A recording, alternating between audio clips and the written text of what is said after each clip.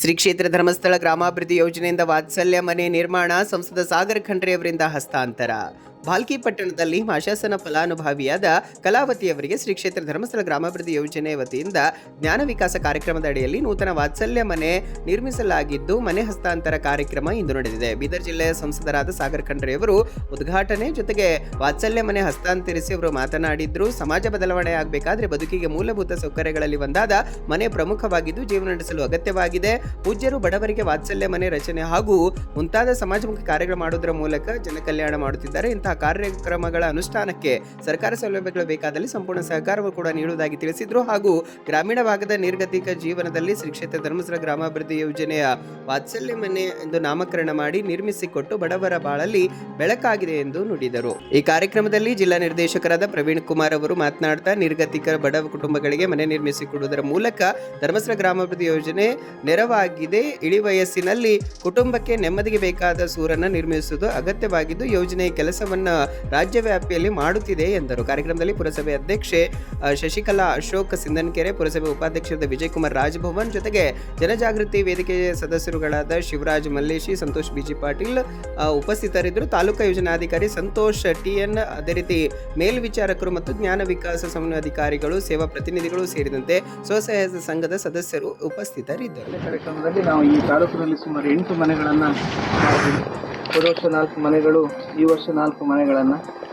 ಈ ಮನೆಯನ್ನು ಉದ್ಘಾಟನೆಗೆ ಬಂದಂಥ ನಮ್ಮ ಜನಪ್ರಿಯ ಸಂಸದರಾದ ಸಾಗರ್ ಖಂಡ್ರೆ ಸರ್ ಅವರಿಗೆ ತಮ್ಮೆಲ್ಲರ ಪರವಾಗಿ ಪ್ರೀತಿಪೂರ್ವಕವಾದ ಸ್ವಾಗತವನ್ನು ಕೊಡ್ತಾ ಇದ್ದಾರೆ. ಇವತ್ತು ಧರ್ಮಸ್ಥಳದ ವತಿಯಿಂದ ಅವರು ಈಗಾಗಲೇ 8 ಮನೆಗಳು ಅವರು ಕಟ್ಟಿ ಜನರಿಗೆ ಕೊಡ್ತಾ ಇದ್ದಾರೆ. ಈ ವರ್ಷ 4 ಮನೆಗಳು ಕಟ್ಟಿ ಅವರು ಕೊಡ್ತಾ ಇದ್ದಾರೆ. ನಾನು ಬಂದು ಉದ್ಘಾಟನೆ ಮಾಡಿದ್ದೀನಿ. ತುಂಬ ಸಂತೋಷ ಆಯಿತು. ಧರ್ಮಸ್ಥಳದ ವತಿಯಿಂದ ಇಂಥ ಸುಮಾರು ಸಮಾಜ ಸುಧಾರ ಕೆಲಸ, ಸಮಾಜಮುಖಿ ಕೆಲಸ ಅವರು ಮಾಡ್ತಾ ಇದ್ದಾರೆ. ಎಲ್ಲ ನಮ್ಮ ತಾಯಂದಿರಿಗೆ, ಎಲ್ಲ ಮಹಿಳೆಯರಿಗೆ, ಯಾರ್ಯಾರಿಗೆ ಮನೆ ಇಲ್ಲ, ಯಾರ್ಯಾರಿಗೆ ಏನೋ ಒಂದು ಸೌಲಭ್ಯ ಸಿಗ್ತಾ ಇಲ್ಲ ಅಂಥದ್ದೆಲ್ಲ ಧರ್ಮಸ್ಥಳದ ವತಿಯಿಂದ ಒಳ್ಳೆ ರೀತಿಯಲ್ಲಿ ಕೆಲಸ ಮಾಡ್ತಾ ಇದ್ದಾರೆ. ಅದಕ್ಕೆ ಅವರಿಗೆ ನಮ್ಮ ವತಿಯಿಂದ ಯಾವಾಗಲೂ ನಮ್ಮ ಬೆಂಬಲ ಇರ್ಬೋದು, ನಮ್ಮ ಯಾವುದೇ ಒಂದು ಸಪೋರ್ಟ್ ಇರ್ಬೋದು, ಯಾವಾಗಲೂ ನನ್ನಷ್ಟೇ ಇಲ್ಲ, ನಮ್ಮ ಎಲ್ಲ ಜನಪ್ರತಿನಿಧಿಗಳ, ಯಾಕಂದರೆ ಅವ್ರು ಯಾವುದೂ ಪಕ್ಷ ನೋಡೋದಿಲ್ಲ, ಪಕ್ಷಾತೀತವಾಗಿ ಎಲ್ಲರಿಗೂ ಅವ್ರು ತೊಗೊಂಡೋಗಿ ಸಮಾಜ ಉದ್ಧಾರ ಆಗಬೇಕು, ಸಮಾಜಕ್ಕೆ ಒಳ್ಳೇದಾಗಬೇಕು ಅಂತಂಬತ್ತು ಕೆಲಸ ಅಷ್ಟೇ ಅವರು ಮನಸ್ಸಲ್ಲಿಟ್ಟು ಅವ್ರು ಕೆಲಸ ಮಾಡ್ತಾ ಬಂದಿದ್ದಾರೆ. ಅದಕ್ಕೆ ನಾವು ಕೂಡ ಎಲ್ಲ ಜನಪ್ರತಿನಿಧಿಗಳು, ಸಂಸದರಿರ್ಬೋದು, ಶಾಸಕರಿರ್ಬೋದು, ಪುರಸಭೆ ಅಧ್ಯಕ್ಷ, ಉಪಾಧ್ಯಕ್ಷ, ಪುರಸಭೆ ಸದಸ್ಯರಿರ್ಬೋದು, ಯಾವುದೇ ಪಕ್ಷದಿರ್ಬೋದು, ನಾವು ಯಾವಾಗಲೂ ಅವ್ರ ಜೊತೆ ಇದ್ದು ಸರ್ಕಾರದ ವತಿಯಿಂದ ಏನೇ ಒಂದು ಸಪೋರ್ಟ್ ಬೇಕಿರ್ಬೋದು, ಎಲ್ಲ ಸಪೋರ್ಟ್ ನಾವು ಯಾವಾಗಲೂ ಕೊಡ್ಲಕ್ಕೆ ನಾವು ರೆಡಿ ಇದ್ದೀವಿ. ಇದೇ ರೀತಿ ಧರ್ಮಸ್ಥಳದವರು ಮುಂದೇನೂ ಕೂಡ ಇದೇ ರೀತಿ ಒಳ್ಳೆ ರೀತಿಯಲ್ಲಿ ಕೆಲಸ ಮಾಡಲಿ ಅಂತ ನಾನು ಶುಭ ಹಾರೈಸುತ್ತಾ ನಾನು 2 ಮಾತು ಮುಗಿಸ್ತೀನಿ. ಧರ್ಮಸ್ಥಳದ ಮೇಲೆ ಪ್ರೀತಿಯಿಂದ ನಮ್ಮ ಜೊತೆ ಸೇರ್ಕೊಂಡಿದ್ದಾರೆ ನಮ್ಮ ಸಂಸದರು. ಅವರಿಗೆ ಶಿಕ್ಷಕರ ಧರ್ಮಸ್ಥಳದ ಪರವಾಗಿ ತುಂಬ ಹೃದಯದ ಧನ್ಯವಾದಗಳು ಅರ್ಪಿಸ್ತೇವೆ.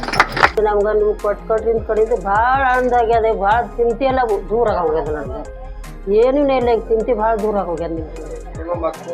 ಏನಿಲ್ಲ ರೀ, ಮಕ್ಕಳಿಲ್ಲ, ಗಂಡಿಲ್ಲ, ಏನು ಜತೆ ಇಲ್ಲ ನೋಡ್ರಿ. ನಡಿಮೆಗೆ ಬೆಳೆದ್ರೆ ನಡಿಮೆ ಬಿಟ್ಟು ಕೊಟ್ಟು ಹೋದ್ರು ನೋಡಿಮೆಗೆ. ಈಗ ನಿಮ್ದಿಂದೇ ಕುಂತ ನೋಡ್ರಿ ಮನೆಗೆ.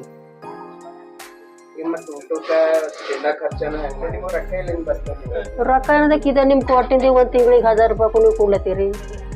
ಇವು ಇಲ್ದವ್ರು 800 ರೂಪಾಯಿ ಅವು ಅದಿರ್ತದೆ. ಅದಕ್ಕೆ ಭಾಳ ಸಂತೋಷ ಅದಾನ ಅಂತ ಹೇಳ್ರಿ ನೀವು. ಧರ್ಮಸ್ಥಳ ಅವ್ರದಿಂದೇನಾದ ಈಗ ಕುಂತಿದ್ದವ್ರಿ. ಇದನ್ನ ಯಾವ ಗಿಡ ಹೋಗ್ತಿದ್ದ, ಯಾವ ಗಿಡ ಇಲ್ಲನೋ ಇರ್ತಿಲ್ಲ ನಾನು.